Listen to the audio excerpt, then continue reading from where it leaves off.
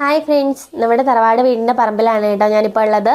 ഈ ഒരു പറമ്പിൽ ധാരാളം ഫലവൃക്ഷങ്ങളുടെ മരങ്ങളുണ്ട്. അതുകൊണ്ട് നമ്മൾ എപ്പോൾ വന്നാലും നമുക്ക് എന്തെങ്കിലുമൊക്കെ ഫ്രൂട്ട് ഇതിൽ നിന്ന് കഴിക്കാൻ കിട്ടും.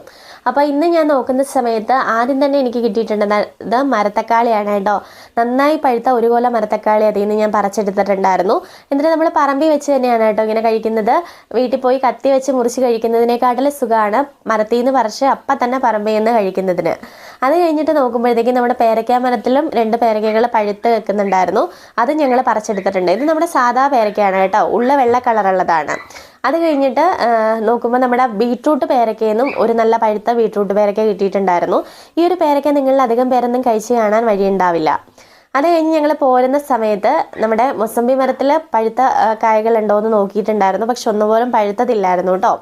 1 മാസത്തിനുള്ളിൽ എല്ലാം പഴുത്ത് നമുക്ക് കിട്ടും എന്ന് വിചാരിക്കുന്നു. വീഡിയോ ഇഷ്ടപ്പെട്ടാൽ ലൈക്ക് ചെയ്ത് കൂടെ കൂടാൻ മറക്കല്ലേ.